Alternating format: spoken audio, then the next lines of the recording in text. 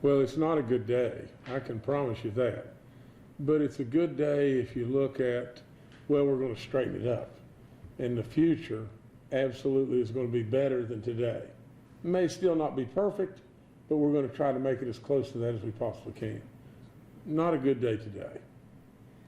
When you're let down by people that you trust, that's a special kind of, I don't know if it's betrayal, but it's certainly a huge disappointment. Is that where you are today? Well, I mean, sure. I mean, and not so much, you know, just on specific individuals, but when you just think about, you know, the trust that you place in our law enforcement, and anytime anything happens like this in any way, it taints everybody. And so, yeah, sure, it's tough. I mean, it's really tough. And I'm sure, you know, there's some ambiguity and everything, and people think, well, I'm right, you're right, whatever it may be, and everything. But it's clear cut enough that there's been some real mistakes. Do you have evidence of wrongdoing of Colonel Cahill, of cover-up, or of not following procedure? And what can we expect to hear about in the future when it comes to Colonel Cahill? I don't think so. You know, I think we've got situations where judgment may have surely been in question, and everything, and with all this going on and everything, we had to move forward. We had to move on and everything. But as far as really stepping back from the whole thing and looking at it, you know, there was judgment made that, you know, in regard to the women's locker room situation, or judgments made in regard to, well, what in the world can I do? You know, these people have rights and they can file grievances and everything in regard to the casino stuff and everything. But as far as, you know, Jan Cahill didn't steal the money, and Jan Cahill didn't put the cameras up in the women's locker room. It's just absolute not the level of leadership that Jan should have done in regard to that. There's a big difference between resigning and getting fired. Obviously, he came. You know, you related what happened today. Right. How were you prepared to fire him? Had things rolled a different way? I mean, was that your next step? Sure. You know, I mean, everyone surely clearly knew that there was no path forward here. There was no path forward at all. Jan wanted me to hear out his side. I listened to every single thing. You know, I think Jan Cahill has done a lot of good in this, bad judgment and everything, no path forward and everything, and surely, you know, but before I could say anything, Jan said to me, he said, I resigned 5 minutes ago. Should he have resigned sooner? I'm sorry? Should he have resigned sooner?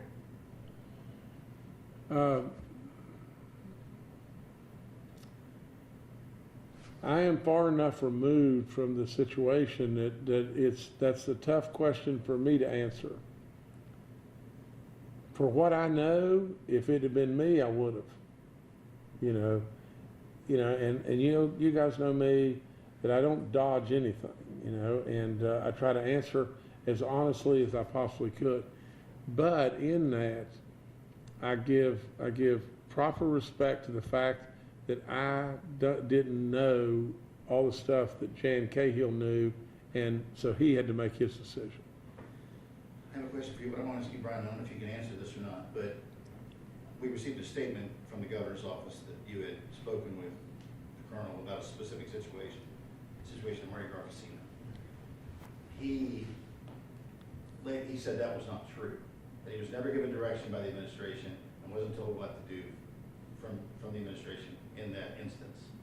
Can you respond to what Colonel Cahill said?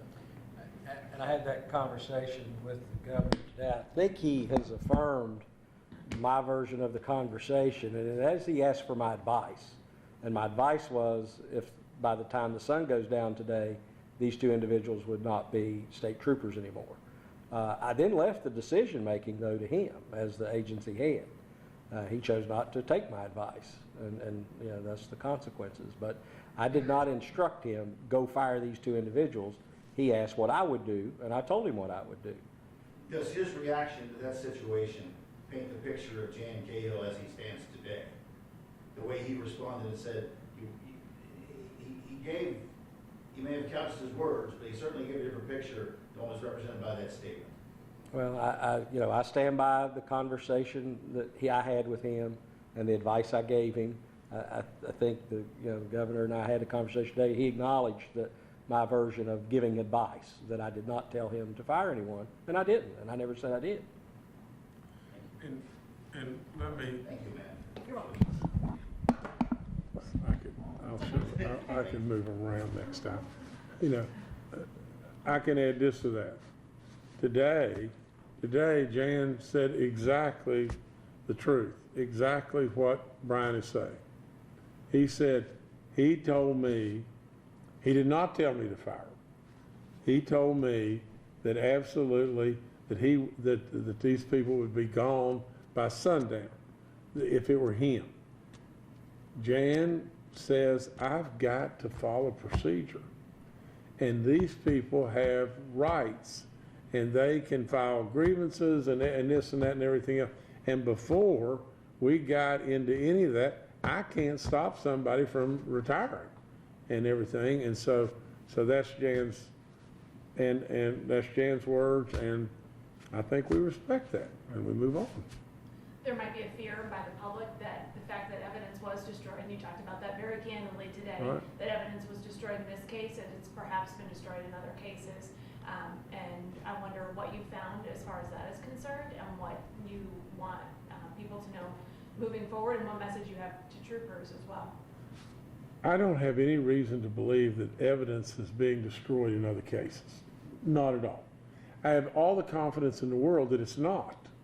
But in this situation, we know that evidence was destroyed. And absolutely, that's not tolerated, period, the end. That's all there is to it. And we should try to go back and some way, somehow, recoup as much evidence as we possibly can. There's no excuse for that. No excuse whatsoever for that in my book. You've been kind to Colonel Cahill in your remarks today, but how much damage, if any, has Colonel Cahill done when he goes on other stations, talked to my colleague here, Amanda, and also talked on the station, said there's nothing to this, it's all been misconstrued, everyone's mistaken, and there's nothing here. We heard that for a long time from the state police, and now here we are today. Yeah, Kenny, I mean, it was Jan's decision to go on with you guys and voice his opinions and everything. You know, I'm not Jan Cahill, and Jan Cahill made that decision and made that decision on his own. We would have told Jan Cahill, don't do that and everything, but he didn't ask us about doing that. And so from the standpoint of, Jan feels like that he strongly feels that his decisions were the right decisions in what he, and Still everything. today, he thinks that? Well, I still do believe, Jan still firmly believes that he stands behind his decisions and everything. I think that's flawed. Any other resignations in the top brass within Colonel Cahill's administration for, I guess? I think we leave that to Jack Chambers now. You know, I think the investigation into the women's locker room is so serious, it's off the chart. It's despicable beyond belief. I think, but I think Jack Chambers needs to dig, and I know he will. Can you shed more light on the I-81 incident? You've got to help me with that. There was a, Oh, sorry. I mean, it's early in its internal investigation, but there was an incident several weeks ago where an individual was stopped by a member of the state police walking on I-81. It ended up culminating in that individual being subjected to a taser on multiple occasions, and ultimately had cardiac arrest or something happened, but he was unable to be resuscitated on scene. So we We have seen the video.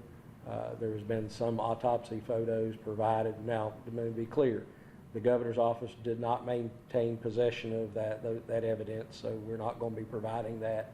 That was returned back to the state police for their internal investigation. And there's been a special prosecuting attorney appointed to review the matter in Berkeley County as well. But those matters would be handled beyond the purview of the governor's office, except for once the internal investigation is complete, then we would come back to us for whatever decisions made at the state police. But it's hard for me to make judgments on just what I've seen. A lot of it will be based on the ultimate autopsy report and what injuries, if any, occurred and how those match up with. Unnecessary force, is that? That's what I'm saying. You need to see what kind of injuries are detailed in the report to determine whether or not those match up with the statements of the officers, what can be seen on video, because it's not entirely clear. There are times when it's dark, the video is. So until you get the final of everything, it's hard to make that ultimate determination. Governor, one thing. You guys had to wait for me. It's a tough day, it's a disappointing day, it's where we are, but is it in some ways a good thing that the system ultimately, when you employed Jeff Sandy, you employed the Inspector General, the independent investigators, you're made aware of something, you acted, this happened. Can you ultimately find that this is a step in the right direction? This is a good day, that there's a change, there's a turning the page, that you're moving forward with a new direction? Kenny, you got to think that way. I mean, really, it's a tough day. I mean, that's all there is to it. A sad day in a lot of different ways, but absolutely a day that is exactly what we should do. We should do this all the time. We did this, with the RISE program when we were off the rails there. We do it here. We try to make things better. Absolutely, as we go forward with this state, we have done this over and over and over and over in trying to make things better, and that's the great part about West Virginia. I don't have a problem with telling you I made a mistake, or I don't have a problem with telling you I dropped the ball and everything.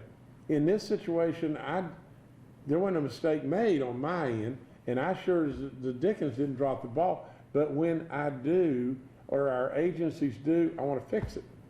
And that's all there is to it. You mentioned about a federal investigation because, state police investigate themselves for some incidents that happen. In this case, the Department of Homeland Security is investigating an agency which falls under its purview. Some of those people who are on that, one of the criticisms has been that it's some members who are former state police troopers and things like that. How do you make sure that this investigation is as transparent as possible, and at what point do you hand things over to the feds? Well, Amanda, I first and foremost think the results of this investigation are pretty daggum harsh. That's all there is to it. And there's no sugarcoating from the investigation that has come back the results.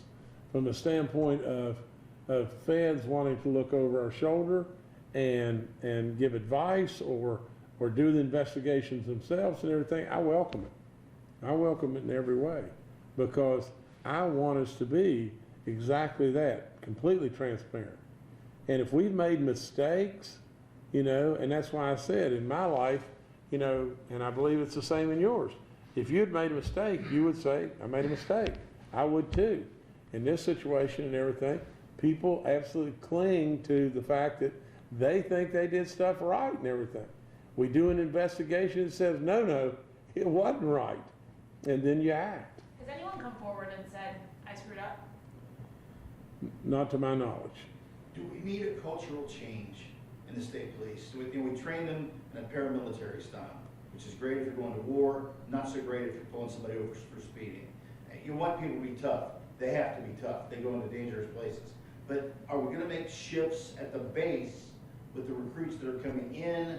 And again, a lot of the problems here seem to emanate from the brass. No, Kenny, I don't really know the exact answer to that.